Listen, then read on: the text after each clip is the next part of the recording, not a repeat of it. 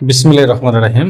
Mobile দিয়ে বদলির আবেদনের ক্ষেত্রে খুবই ছোট্ট ২-৩টি ধাপ অতিক্রম করতে পারলেই মোবাইলের বদলির আবেদনটা করা সহজ হবে।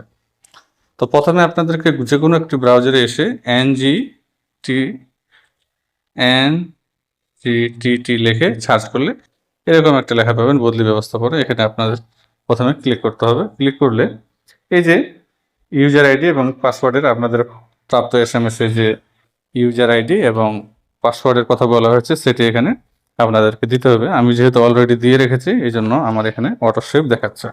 তো আমি এখান থেকে আমাদের একটি ইউজার আইডি এবং পাসওয়ার্ড দিয়ে লগ ইন করতেছি।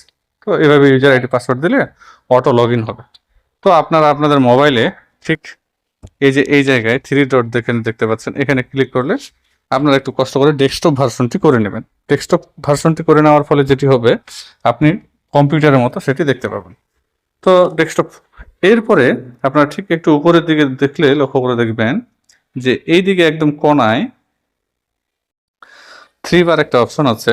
তো এখানে আপনাদেরকে একটা ক্লিক করতে হবে। ক্লিক করলে এখানে লক্ষ্য করে দেখবেন যে ব্যবহারকারীর প্রোফাইল বদলির আবেদন। তো আপনারা প্রোফাইল সুন্দরভাবে দেখতে পারেন। এরপরে বদলির আবেদনে ক্লিক করবেন।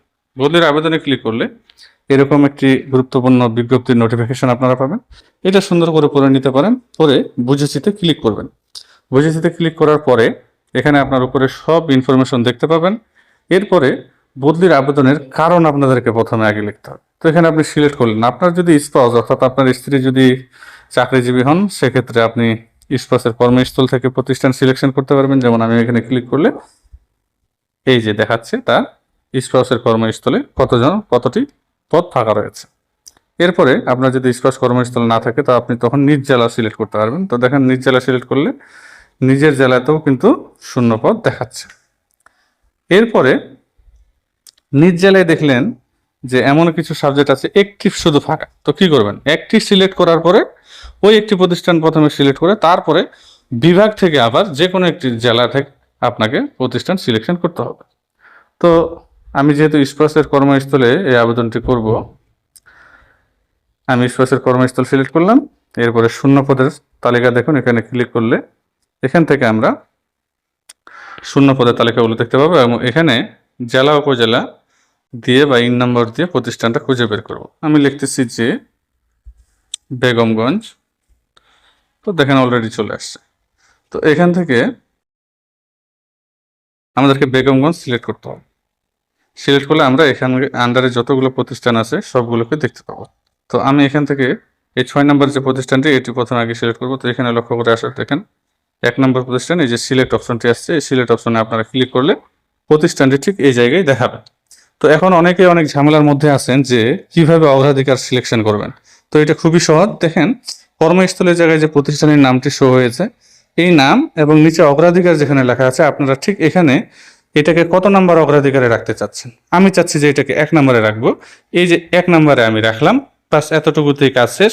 এরপরে আমি আবার এই যে শূন্য পদের তালিকা দেখুন ক্লিক করব। ক্লিক করলে ধরেন এরপরে আমি দ্বিতীয় প্রতিষ্ঠানটি সিলেক্ট করব এবং দেখবেন যে দ্বিতীয় প্রতিষ্ঠানটির নাম এখানে আছে দেখাচ্ছে। এবার আমি 1কে কেটে দিয়ে আমি এখানে 2 দিব, বাস তার মানে এটা 2 নাম্বার প্রতিষ্ঠান হইল। এরপরে আবার আমি যাব, গিয়ে আমি তৃতীয় প্রতিষ্ঠানটি এখান থেকে সিলেক্ট করব।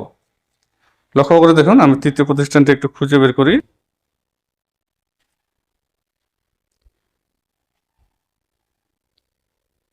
এখান থেকে একটি তৃতীয় প্রতিষ্ঠান সিলেক্ট করতে হবে। আমি একটু লক্ষ্য দেখি।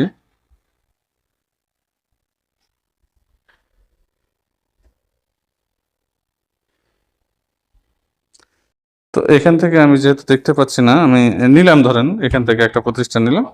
এরপরে এটাকে এই জায়গায় দিয়ে এখানে আমি এবার এটাকে 3 নম্বর অবস্থানে দিয়ে আমি যদি এখন এই সাবমিট অপশনে ক্লিক করি, এই সাবমিট অপশনে ক্লিক করে দিই, বাস আমার আবেদনটি সফলভাবে হয়ে যাবে। এই তো মূলত আবেদনের প্রক্রিয়া এবং এই হলো মূলত আবেদনের বিষয়বস্তু।